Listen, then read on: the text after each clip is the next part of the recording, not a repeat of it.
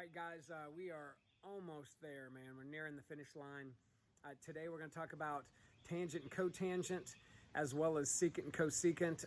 Tangent and cotangent have a little bit different way to go about graphing. You're going to see that we don't graph a box. We graph this little ladder looking thing. But a lot of the setup is similar, so you're going to be able to have some carryover. But there are a couple of key differences that I'm going to emphasize in this video. You've got to get those down. And then you will see with secant and cosecant, if you can already graph a cosine, a secant builds directly off that really easily. And if you can already graph a sine, a cosecant will build off of that. So all you do basically to graph a secant or a cosecant is to sketch out what you would do for sine or cosine, and then you apply two little extra rules that don't take you much time. Now, these videos, this video that I'm putting together is pretty long, okay, because it takes me a while to sketch all these things out. This would be a prime time to increase the playback speed because it's around 55 minutes, but I think you could probably put it on 1.5. And if you put it on 1.5, you can knock this video down to about 35, 37 minutes. Now, if you can stomach 2, like double time, you'll knock it out in 27 minutes. And you might be fine with that. You might want to give it a shot, see what you can do. You know, you can always rewind if I'm talking too quickly and not making sense. So anyway, good luck with that. Before we get started, cheesy dad joke. Look at all those trees behind me. You know why we shouldn't trust them? Because they seem a little shady. All right, guys, so before I show you the notes that are on page 68, I think I'm going to do something that will help you. First of all, it'll help you understand the notes better, but it'll help you see the parallels, the things that are very similar between sketching tangent, cotangent, and sine and cosine. Okay, so normally what you would do with a sine and cosine graph is you would look at that D value. Remember, I think I had this written down like this. Now, I had sine written right where I'm about to write tangent or cotangent. So I'm just going to write tangent for this one. And then remember you had bx minus c. Okay, but this would also be true if you had a D, a plus or a minus, an A, and a cotangent of a bx minus c. Okay, so let me show you the similarities. All right, the D value means the exact same thing for tangent and cotangent as it did for sine or cosine. So what you would do is you'd go down, you'd find that value, and you'd go wherever that is on the y-axis, and you would draw your dotted line. So I'm just going to draw a dotted line like this, representing the D value for whatever that, just a generic D value right there. Okay. Now the A value for sine and cosine, as well as the tangent cotangent, stands for your, well, it's kind of like your amplitude. The only difference is on sine and cosine, amplitude is like the height of the wave, okay? Well, tangent and cotangent actually go up forever and down forever. And because of that, A really doesn't stand for amplitude, but it is an important value, and it does represent something on the curve, so I am going to mark it. So I am still going to go up whatever the A is, and I'm going to go down whatever the A is.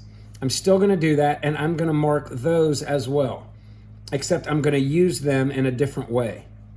Okay, so you're going to do up A, down A. So at this point, really, your graph of sine, cosine, tangent, and cotangent would look exactly the same. Okay, now here's where it gets, and then this part's even the same. The phase shift. Remember how you found the phase shift by taking this bx minus c and setting it equal to 0, right? So when you take that bx minus c and set it equal to 0, we are still going to do that, and we're still going to mark that phase shift, but here's the difference. With tangent, I'm not going to put a vertical line in there. I'm going to make a note where it is, and I'm going to show you why in a second. We're going to make a note, hey, the phase shift is wherever that is, but I'm not going to put a vertical line. Now with cotangent, when you find that phase shift, wherever it is, you are going to put a vertical line, and you're going to actually this time make it go a little bit higher and lower. Okay, so your phase shift's going to go all the way through, but a little bit higher and lower, but not here. Okay, now then the last thing you did is you found the period. right? And from the period, you would go from the phase shift and you'd mark over one period. You'd find out how many tick marks it was, and you'd go over one period and you'd end your box. Well, guess what? For cotangent, this is cotangent here, and then the tangent is here. So this is the tangent graph, and this is the cotangent graph. Okay? Now, for cotangent, you are still going to go over one period from the phase shift. All right? So you're going to mark over one period from the phase shift, and at the end of that, you're going to put another vertical line, and instead of like with sine and cosine where you just did it from the highest part to the lowest part, you're going to go completely higher and completely lower. And what you're going to see here is kind of like a ladder. Instead of just a box, which I'm outlining right now, because it goes all the way through and up and down forever right here, it's almost like a three-runged ladder. Now here's the difference with tangent. All the other trig functions, you always move over one period from the phase shift. On tangent, and tangent only, what you're gonna do where this phase shift is, you're gonna actually move over a half a period, 1/2 a period that way, and mark it all the way up and all the way down, and then another half a period that way, all the way up and all the way down. And that's how you're going to get your one period for tangent. All right? So really, again, thinking about the setup, you mark the D the same way, you go up or down from that D to find the amplitudes, and then you're going to mark the period. In cotangent, you're going to mark it from the phase shift just like you always have. But for tangent, to mark off what one period is, you got to go from the phase shift half each way and mark your period that way. Okay, now once you have one period, then you can now move over one more period if you want. Okay, and then just mark another one if you want to do that. Or same thing here. If I wanted to do another period, I just move over that same number of ticks, move it over, and come up with another period. Now, here's how you're going to actually graph these once you have your ladders. Okay, so again, don't think about it as a box for tangent and cotangent only. Think about it as at the edges of your box, you just extend it all the way up and down. Okay, again, don't mark the phase shift with a dotted line or it will confuse you. And then you have these three-runged ladders. Now, once you have those, here's what's going to happen. You're going to come in here. I'm looking for a black pen. There it is. You're going to come in here and you're going to go to the dead middle in between the two rungs, and on the middle horizontal line, right dead smack in the middle, you're going to mark a point. And that's going to be true for both of these. Okay, now what I'm going to graph on these two are the positive tangent and positive cotangent, and you'll see this in the notes. So for a positive tangent graph, we are going to follow, this is an asymptote actually on these. You're going to go up to the right, down to the left. And the way we remember this is we say something really lame. We say, it's all right to be tan. Right? So what we mean is like, you know, I'm very fair complected, so I would love to have a little bit of a tan. But most people say it's all right to be tan, right? And but anyway, we're going to say all right to be tan because the positive tangent graph goes up to the right. So what that means is this graph is going to be going up to the right and by default down to the left. Now, how quickly does it go up? Does it go flat like this and then go up? Does it head almost straight up? Well, that's what the amplitude helps you with. What you're going to do is go from this middle point. You're going to look at the middle point and this asymptote, and you're going to find halfway in between that and then go up to the amplitude. And then you're going to find these, the point between the point and this vertical asymptote, find that and go down.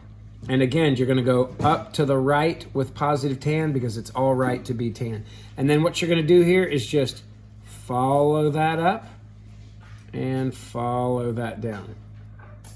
All right, and it should be a nice smooth curve through there. So if I wanted to sketch another period, I would just move over one total pi. I would put another vertical line in there. I would have to extend these horizontally. And then I would do this again. I would go find the middle, the in between, the middle of the three horizontal lines and in between the two verticals.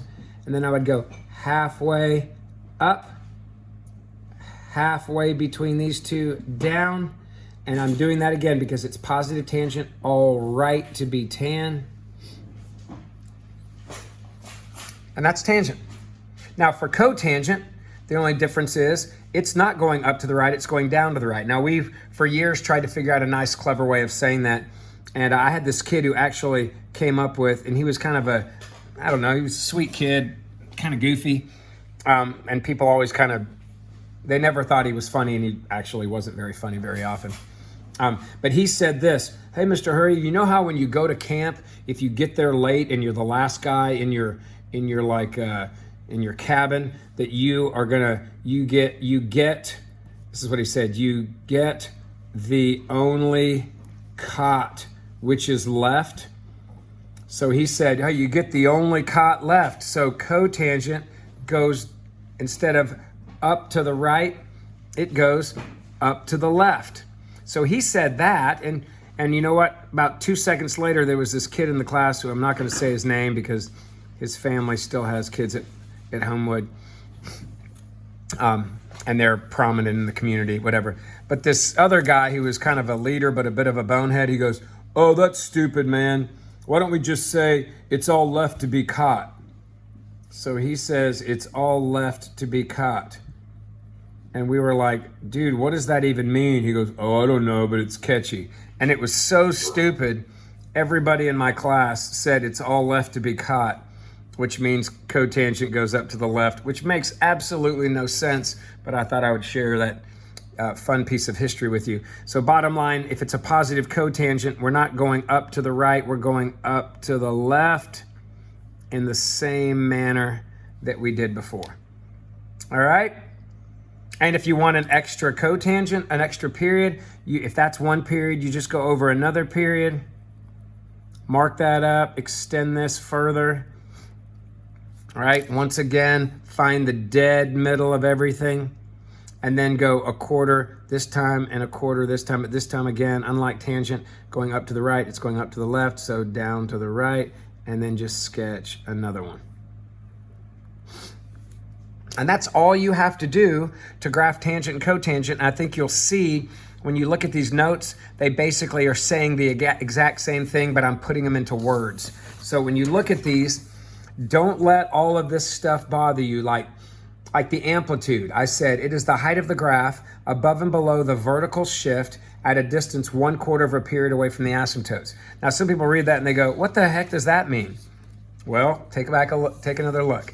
It's the height of the graph, 1/4 of a period. Now this is the period. I'm breaking it up into quarters. So 1/4 of a period away from the asymptote, it's the height of the graph.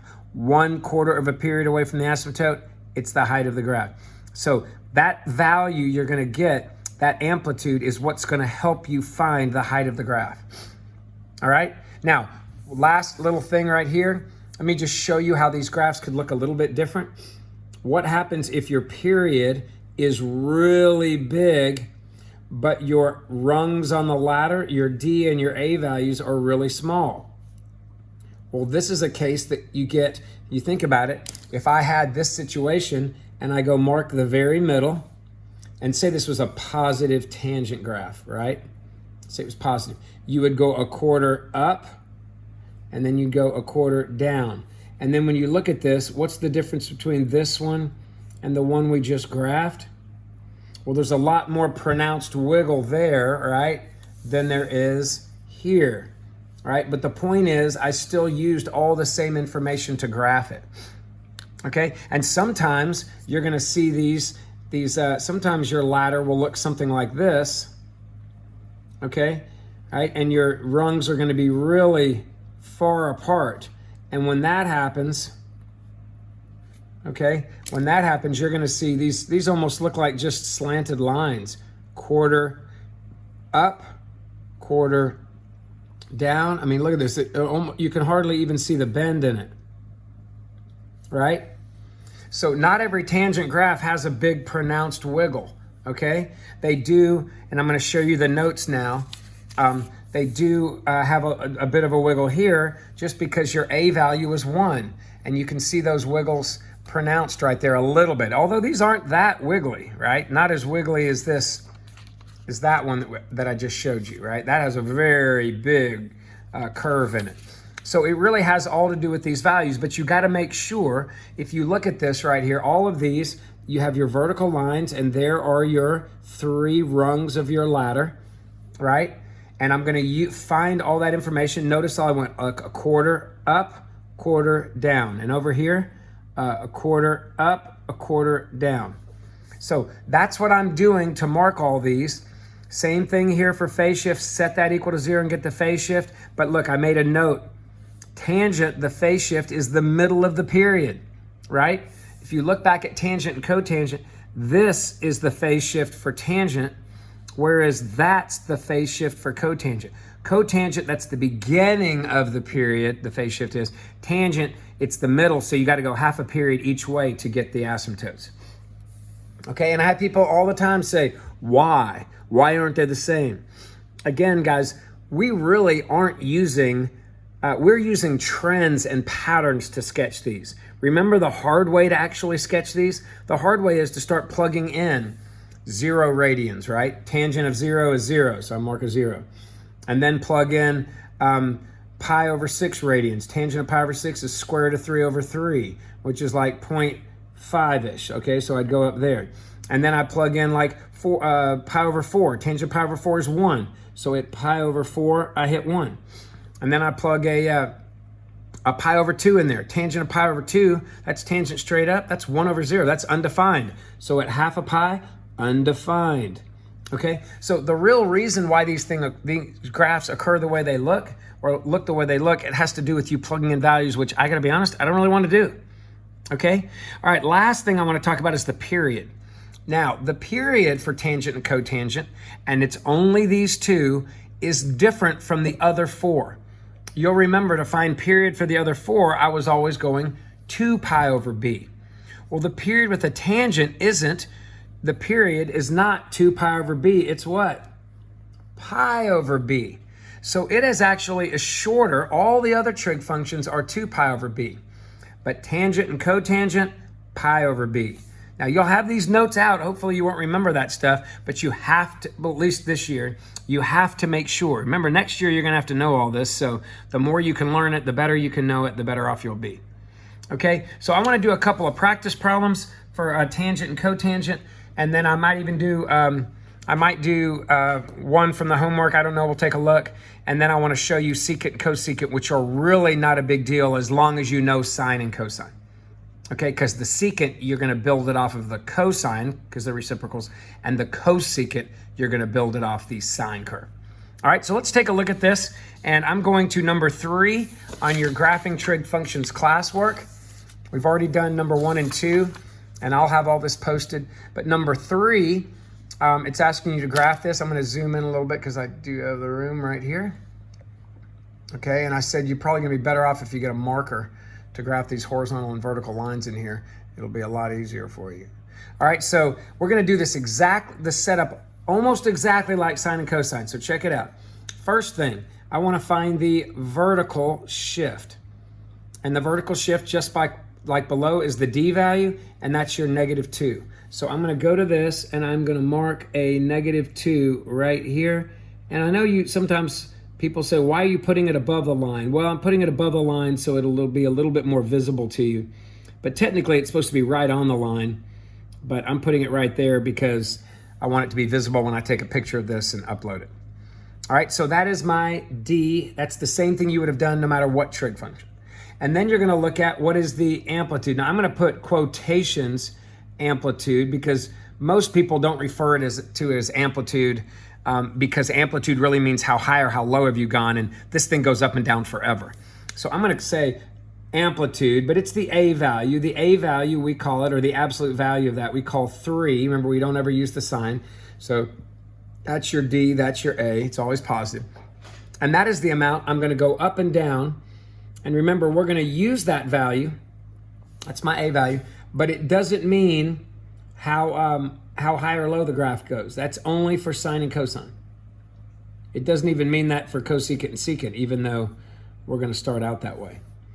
All right, so I'm going to go up and down 3 from the D value, not from the x-axis. So up A, down A, and I have that done. And those two parts are exactly the same. Also, finding the phase shift is exactly the same as sine and cosine. You find it by taking the 2x plus pi over 2, whatever's in the parentheses, setting it equal to 0. That gives me a negative pi over 2, and then multiplying both sides by a half and canceling, and I get negative pi over 4. Don't make the mistake of going pi over 2 divided by 2 and then cancel the 2's out and get pi. Because remember, to divide by a 2, you multiply by a 1/2. All right, now, where is pi over 4? Negative. Well, that's 1/4 of a pi. This is a whole pi. So 1/4 of a pi would be right there. Now, what's different about tangent than all the others?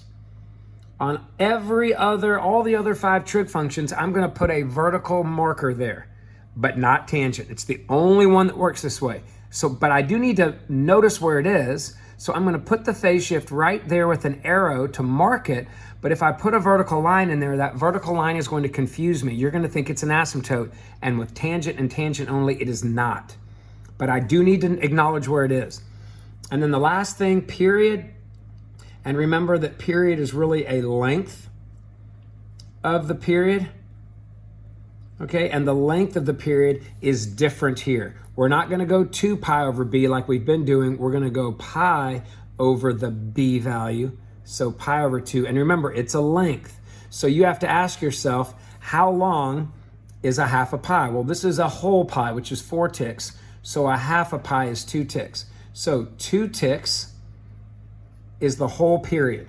Well, if this is my phase shift, and that's the middle of the period, and the total period is 2 ticks, I'm going to go half a period that way.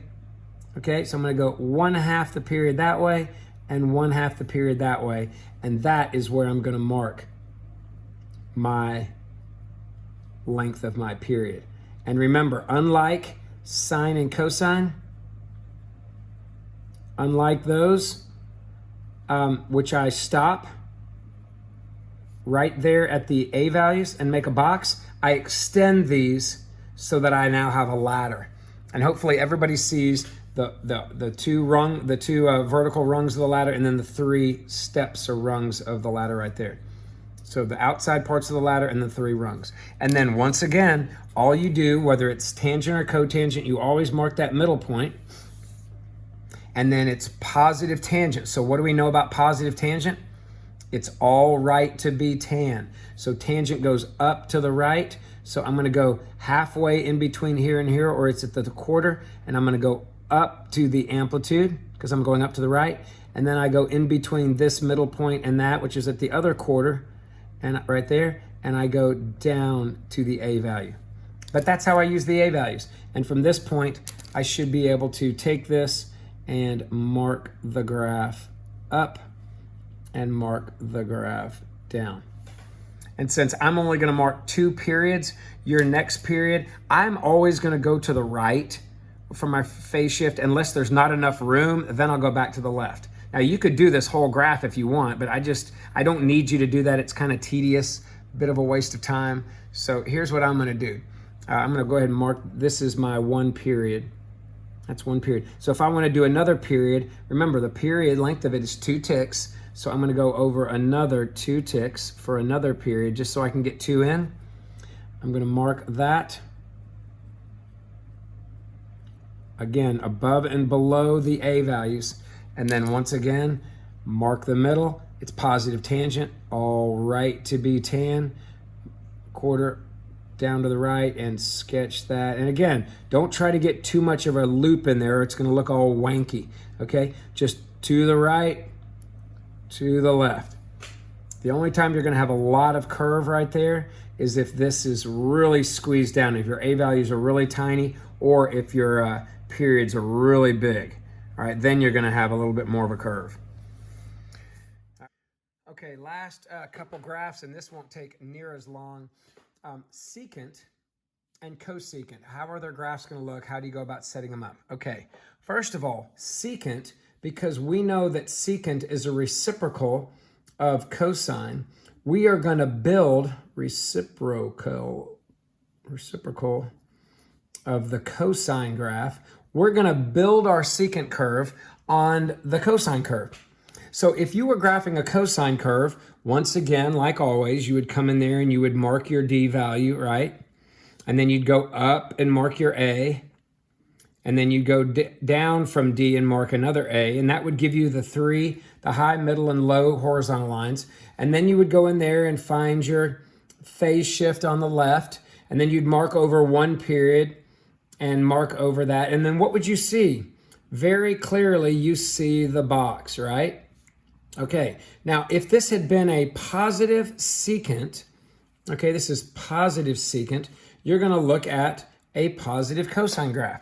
So what would you have done to sketch this? Well, if it was a positive cosine, it starts high, ends high, doesn't cross here. In the middle is it's at the low, and it actually crosses at that quarter and that quarter of the period. So had it been a cosine curve, you would have come in here and you would have sketched your cosine curve, okay? And more than likely, I would have had you draw 2 periods. So you would have come out here and drawn a couple other periods, right? Not a couple other, but at least 2.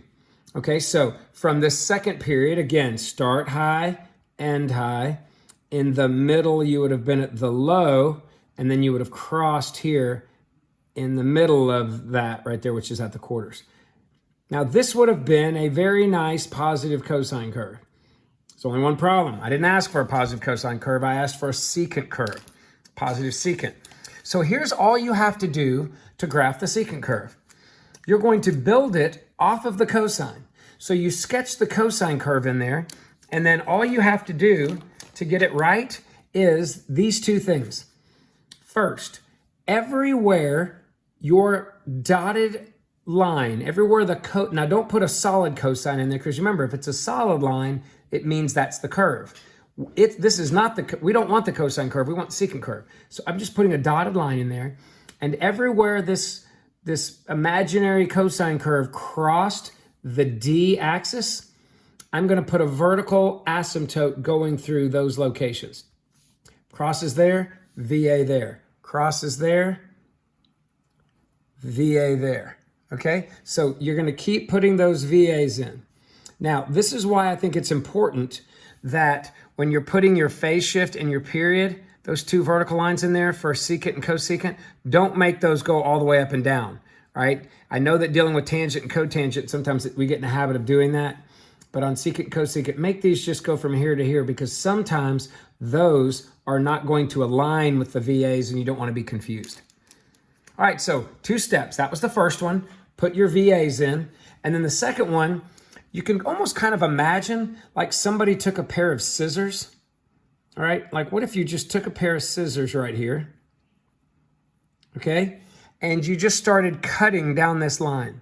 So imagine cutting right through the middle, and then just taking each part, taking the top part, flipping it over. Taking the bottom part, flipping it over.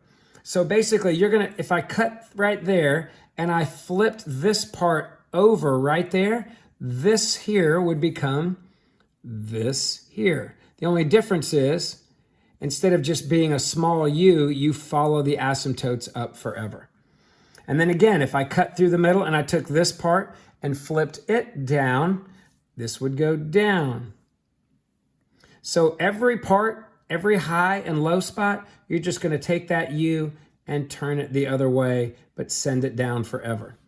And then this is only a half of a U, so I'm just going to send that half up. And this is a half a U, and I'm going to send that. So it's almost like you take this part and reflect it over your amplitudes, but you just keep going forever. And again, don't put the cosine curve in there as a dotted line, as a solid line, or it'll look like the whole graph is solid. And remember, the graph of the secant is just the solid part. Okay? Does that make sense? All right, so that's how you're going to graph a secant and a cosecant. Check it out. The cosecant's very similar. Cosecant, again, you would have started this by putting your D in, right? Because when you see cosecant, cosecant is the reciprocal of sine. So we're going to be thinking sine curve here, just like you were thinking cosine curve there. All right, so if this is a CSC, a cosecant, I'm thinking sine. Now, again, I'm going to do a positive one here. So I'm going to be looking for a positive sine curve. All right, so let's check it out. What would I do? Well, again, I'd mark the D value. I'd come up here, up A, down A to get the high and lows of my box. Then I would go ahead and mark my my phase shift wherever that is. And again, I'm not going to mark it too high on all the graphs except tangent and cotangent, or actually except cotangent, because I wouldn't even mark it at all, the phase shift on a tangent, because it's the middle. But anyway, I'm going to mark there, and then I'm going to go over a period and mark there. Actually, I'm going to mark it here so I can get 2 periods in. Okay, so I'm going to mark it there, and then what do you see?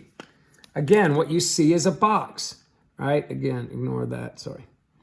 So whatever the length that period is, mark it. But that gives you a box right here. And when you see that box, you should be able to go, oh, wait a minute, I know how to graph a sine curve in that box. To graph a sine curve in that box, sine has the Orion's belt, right? Right there, right in the middle, right there.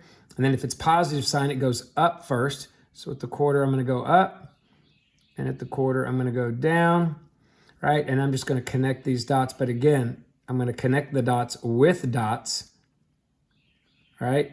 Because I don't want this to be part of the graph. It's just helping me graph the graph. And again, if I need to mark another period in there, which I'm going to ask you to graph, I'm asking you right now, 2 periods. Do it again. Begin, middle, end, right? Orion's belt. Quarter up because it's positive sign. Quarter down. And then again, dotted lines. And then once you get your sine curve drawn in there, it's exactly like the secant. You have 2 jobs. One, put a VA everywhere this sine curve would have crossed the D axis. So there's one, and look, that happened to align this time on the phase shift. There's one. There's one at the end of the period. There's one in the middle. There's one at the end. So you can see here, they were the same as the ends and the beginnings of each period. Here they were not. The beginnings and endings of the period were not the asymptotes. Okay, and then the other step, just the same. Take this, peel it back, right? So try to keep these colors uniform. So peel that back, peel this back. So you're basically reflecting it over the little amplitude lines. All right, so again, the curve itself is not this. In fact, I gotta be honest with you, there are a lot of people that do not even put the dots in. Because do you really need them? All you really need is the lines in the middle, put those vertical asymptotes in. You don't need dots, right? And then every high and low spot, just make like a little parabola looking thing. Now what's important is your little parabola looking thing is not a parabola, so you gotta make sure you keep it in the lines here. Don't go beyond them. A lot of people are sloppy and they go, I don't need those asymptotes. I don't need those things. And then when they don't draw them, this is what ends up happening. And this is bad. Okay, people do this. They go ahead and they get their top, their middle, and their bottom in there, right? Right, they go ahead and mark their period like this. Say they get first period in there, and then maybe even another period in there. And they come in here and watch. They mark these. They go, all right, I need beginning, middle, end. I need up, I need down. They get that there, and then they go beginning, middle, end, up, down. And then they make this mistake. Tell me what I've done wrong. They're going, hey, I don't need asymptotes. I just do this. And what I'm going to do is I'm going to visually look in there and go, wait, your asymptotes should have been there. And what did you just do? Now, you were okay on that one. Your asymptote would have been here, but look what happened. I'm crossing an asymptote, crossing an asymptote, crossing an asymptote, crossing an asymptote. So all these places, you got sloppy, and you end up crossing asymptotes on all these places.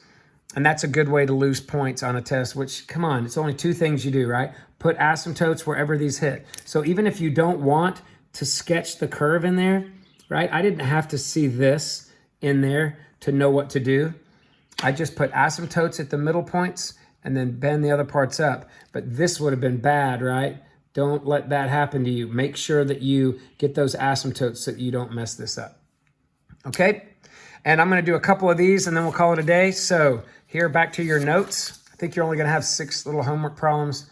I think I have a positive and negative tangent, positive, negative cotangent, and then 1 secant and 1 cosecant. All right? So right here, if I am doing this graph right here, I first look at the 3. That is my vertical shift, just like before. And that is 3. So I'm going up here to 3.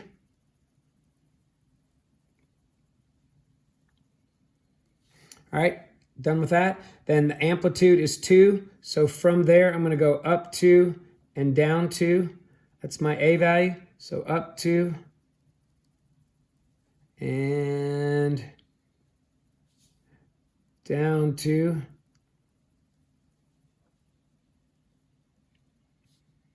Right? Sorry, you can't see some of these as well. All right, and once I go up 2 and I go down 2, that's my amplitude. So my amplitude, and again, this is technically not amplitude, but it's my A value because I am going to go higher than this line and lower than this line. In fact, I'm only beginning my process at that line, but it would be the amplitude of the cosine curve because I'm thinking positive cosine to do a secant. Okay, now I need my phase shift. My phase shift is, I got to take that 2x minus pi over 2. I got to move that pi over 2, add it to the other side, and I'm going to multiply by 1/2, and I get pi over 4. And if that's pi, 1/4 of pi is 1/4 there. So I'm going to go ahead and mark that. And notice I didn't go beyond my amplitude values because I don't want that to be confused with an asymptote should they not align, which they don't with secant.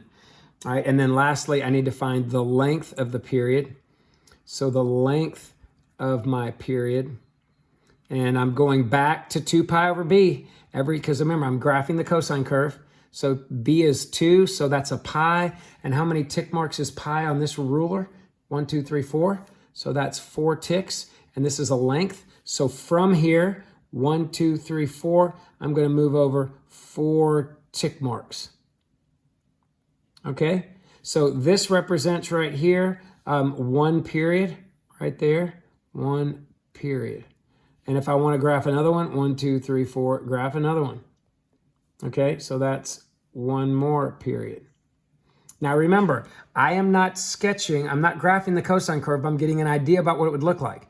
What would a positive cosine have looked like? Well, positive cosine would have started high in that period, gone down to the bottom, and then ended high, which means it would have crossed at the quarters. Started high, gone down to the bottom, gone back up, crossed at the quarters. And I don't have to sketch that in there, do I? All I have to remember is, and you can if you want, right? If you want to do that, I can do it. Look, do. All right, don't make it solid though. I don't want to look at that and think, why does he have a solid line there? He thinks that's part of the graph. No, it's like the box. It's helping me graph it. So what 2 things do I do to turn this cosine into a secant? I draw vertical lines wherever it crosses the d-axis. There,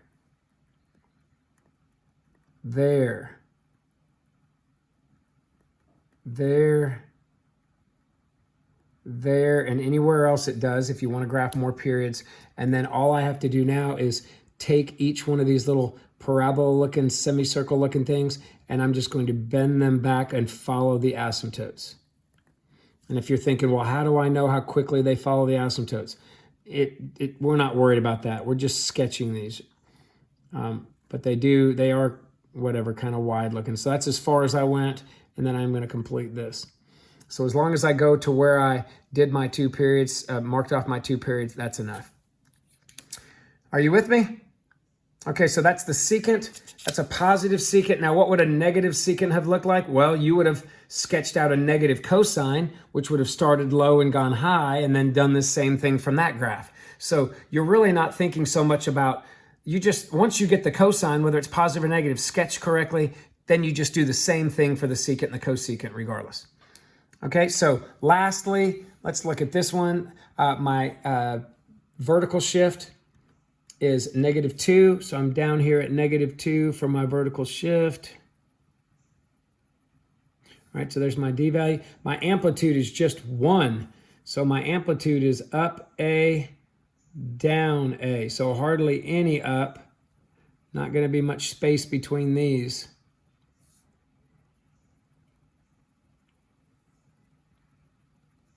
Okay, so I got that. So that's my quote amplitude, or my A value. Okay, and then my phase shift, I'm going to take that pi minus pi over x minus pi over 3 equals 0 and just solve, so I get x equals pi over 3. So that's 1/3 of a pi. Now this is pi, it's 3 ticks, so 1/3 would be the first tick, and that's my phase shift. And I am going to put that right here. I'm not going to go super high and low with it because this time it actually does end up becoming an asymptote, but I don't know that necessarily unless I memorize that. So I'm just marking it like I normally do a phase shift, right? Okay, and then the period, I'm back to, again, the regular old rules, 2 pi over the b. The b is 1. So what is 2 pi? Here 2 pi is 6 ticks, right? 1 pi, 2 pi, that's 6 tick marks. So for a period, I got to go 1, 2, 3, 4, 5, 6 that way. And all of this represents just one period. So it's really stretched out. So I'm going to have to go the other way, 1, 2, 3, 4, 5, 6, for another period. So that's one period the other way. All right, but this right here was my phase shift. Right, just like that right there was my phase shift. Okay? So once I have that, I can say, all right, well, how would I graph a positive sine curve? Because sine goes with cosecant. A positive sine curve, now that I see my box, would think Orion's belt right there, and then in the middle. And then halfway, since it's positive, that's half, go up. And then here, half of that, you got to eyeball, it's not on a curve, go down. Same thing here, beginning, end, middle, like Orion's belt, halfway up to the A, halfway down to the A, and that would be my sine curve if I had it sketched in here, right? Now again, when I'm looking at this, I don't technically need that, even though it's really stretched out, I don't need that to sketch this. What are my two rules? All in the middle dots, the ones in the middle on the D line, that's where your VAs are going to be. So I come in here, put a VA there, put a VA there, put a VA there. And I've already considered that it's positive sine, right? So I've already acknowledged the positive sine part and got the box set up. I don't have to think about that anymore now that it's cosecant or secant, because I already got the base of my graph set up. And if you're wondering why I'm not doing that, not doing that on purpose here. All I got to do now is take this little hill and bend it back. So when I bend it back or flip it over the amplitude line, I get that going up. This right here, I'm going to bend it back, but follow it down. This right here, this is a high spot, so I know that it was going to go up to that. Send it that way. Again, it's not, probably should have drawn that better. But whatever, I'm not going to count off if you drew it a little bit flat. And then right here, it's just a low spot. And that's it, okay? And if you want to, again, if you want to put the actual sine and cosine graph in there with dots, you are totally welcome to. It doesn't bother me at all. Okay, I'm going to actually do it right here. If you want to put those in here, but just if you are going to put them in there, since they're not technically a part of the graph any more than all these other dotted lines, definitely make them dotted lines. All right, and that's it, guys. All right, so 6 problems, do your homework. We got one more topic to cover that on Wednesday. We'll review, and then we'll have a test, and we will be finished for the year. All right, good job, guys. All right, guys, so here is a positive cotangent graph. We're going to go through this, and again, the setup is going to look similar in some ways to sine and cosine, but mostly you're going to think about the tangent graph with, again, that one exception that the phase shift, which is done differently for tangent and tangent only, when you mark the phase shift, you're going to use it like you did with sine and cosine to mark the the beginning of your period. That's the main change from tangent to cotangent. Okay, so getting started like we did before, we're going to use the vertical shift. And the vertical shift here is D, which is 1. So I'm going to go up to 1. Again, I wish I had a marker here so you could see that nicely. This is supposed to be on the line right here. And then right there from that, again, this is technically not amplitude, so I'm just going to put it in quotes, but it's the A value, and your A value here is 4, positive 4. You ignore the sign, the plus or the minus, because that goes with the cotangent when it comes to which direction the graph goes. So my A value is 4, so I'm going to go up 1, 2, 3, 4. From this D value, I'm going to go up A and down A.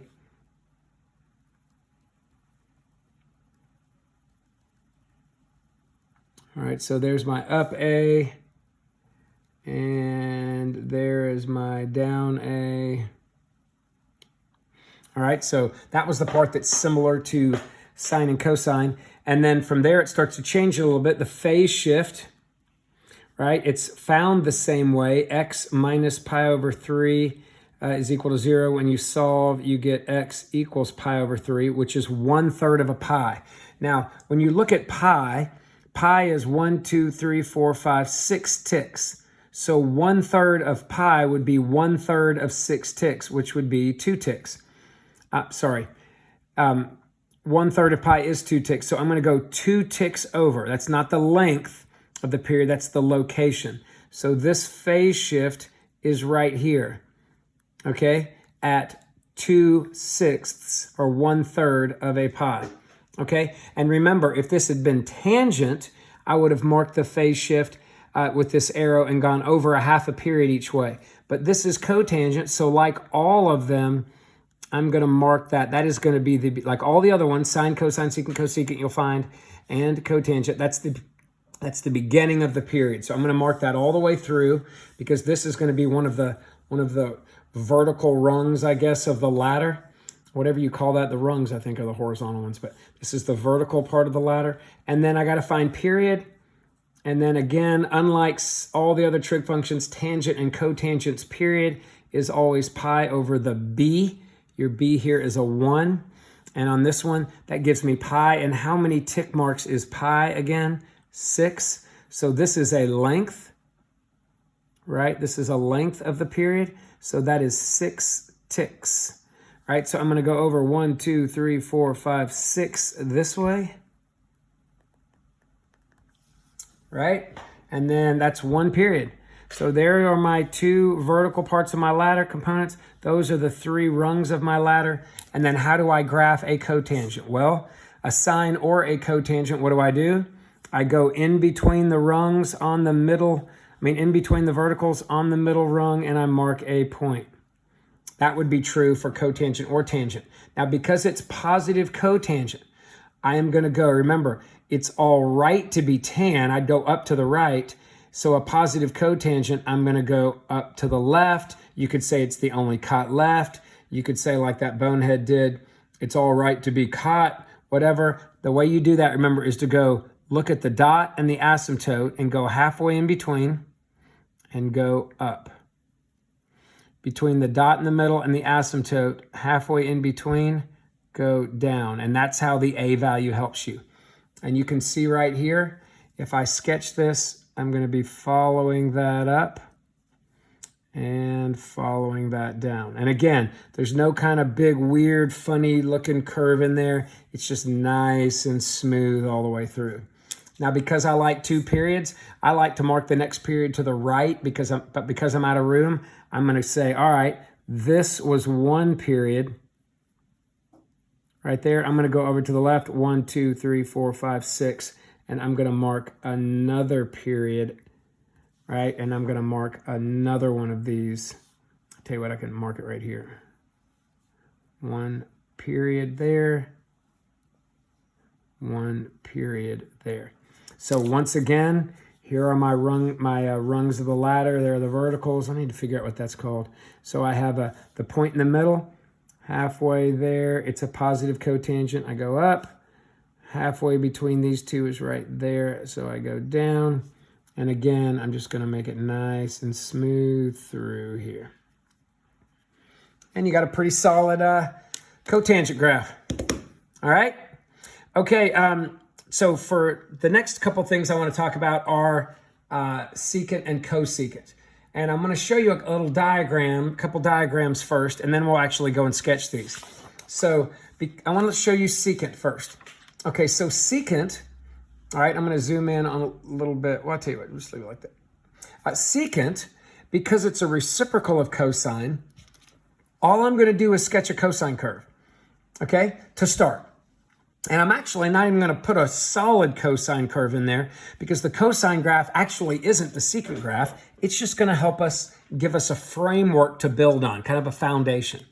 So how would you normally graph a secant? Well, you would have marked the D line, you would have marked the A lines, you would have found the phase shift right here, then you would have marked off a period, and you would have had a box. And then for positive secant, you graph a positive cosine. Cosine starts high, goes down to the bottom, and then back up to the top in one box. And then if you want to, you'd graph another box. Well, if you can see, the only things I do, those dotted lines right there are not the secant curve. That's the actual cosine curve that you're going to use. Well, you only do two things to actually graph the secant curve. All these dots that landed on that middle D line, that vertical shift, those 4 dots.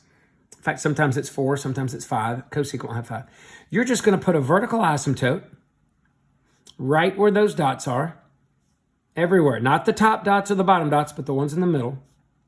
Okay, that's it. That's the one thing you're going to do. And then the second thing you're going to do, you're just going to reflect that little U right there across the A line. But then instead of just stopping like you would if you did a perfect reflection, you're going to continue it and follow the asymptote. You're going to reflect this little upside down U, this little hill. You're going to reflect it over the A line. But you're going to extend it up following the asymptotes. And you're just going to do each of those little parabola-looking things. They're not really parabolas because they end and they land and stop. You're just going to turn them into parts that go down the asymptotes. Now, if you don't draw the asymptotes in there, this is what happens right here. People who don't draw the asymptotes, they pretend the black vertical asymptotes aren't there.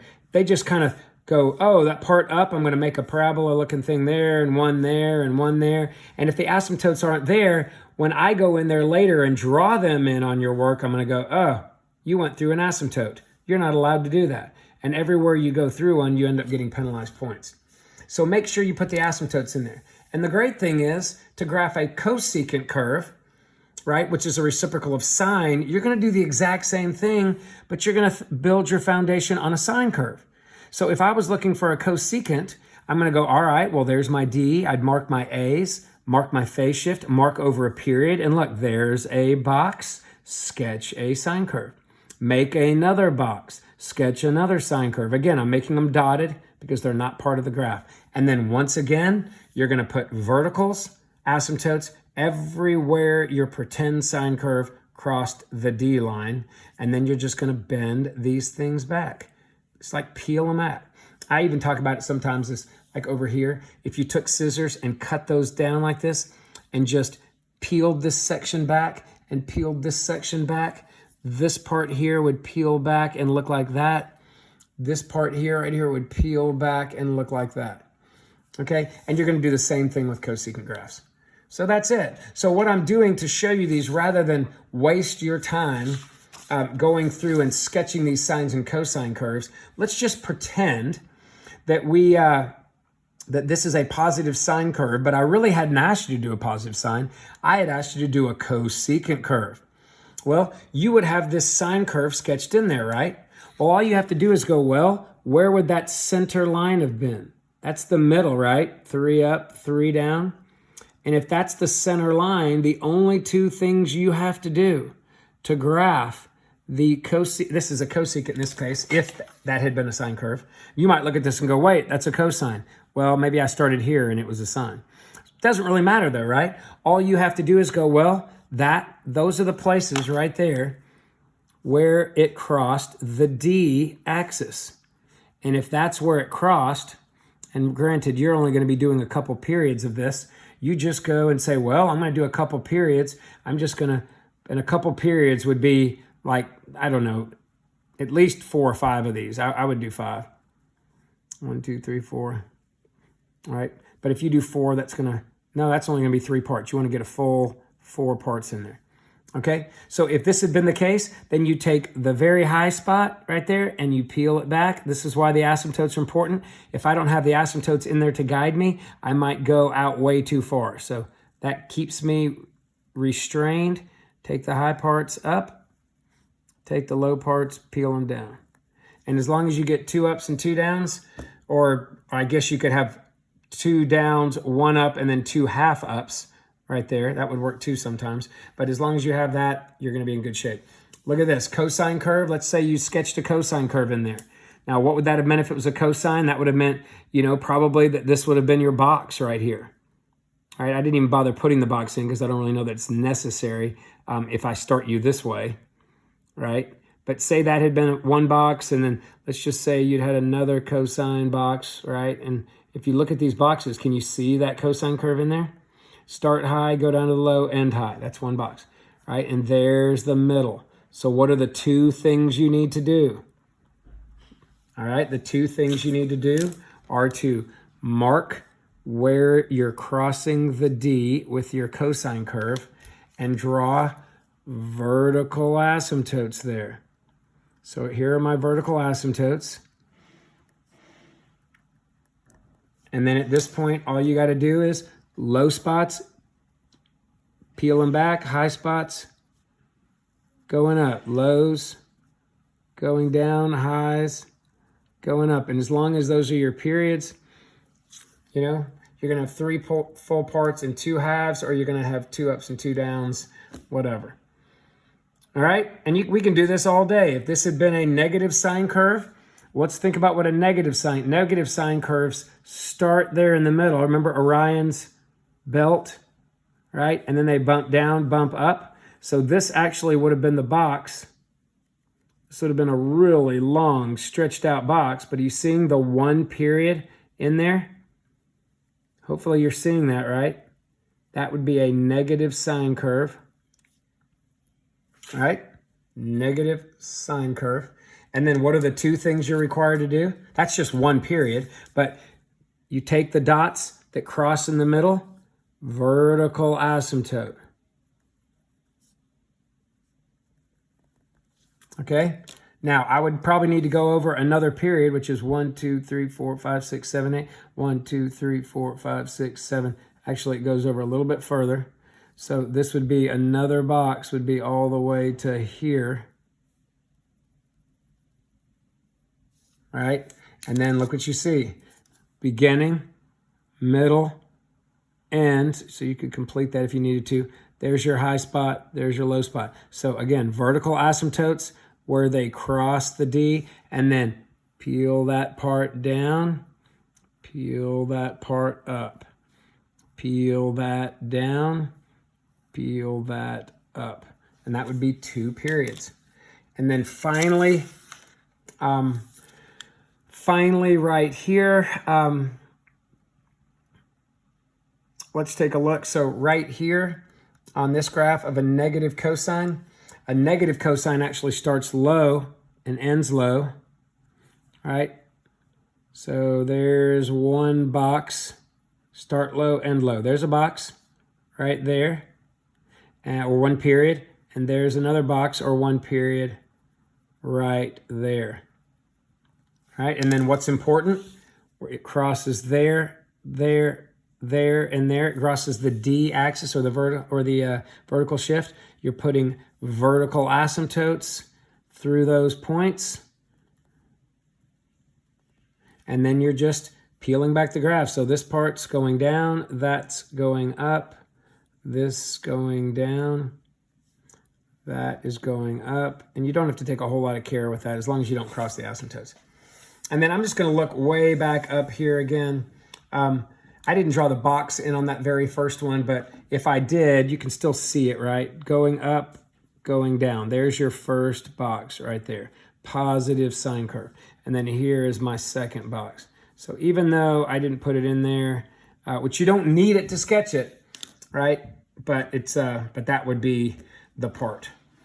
All right. So that is graphing. That's all 6 of the trig functions at this point. Your homework, you've got 6 homework problems. I believe it's something, I don't know. There's a couple, I think there's a positive and negative tangent, positive and negative cotangent, and then there's 1 secant and 1 cosecant. So if you can do those, you're in pretty good shape. And then we got one more thing to talk about, I believe on Wednesday. And then on Thursday, we'll review. Friday, we'll test, and we will be done with the year. All right. Good job, guys.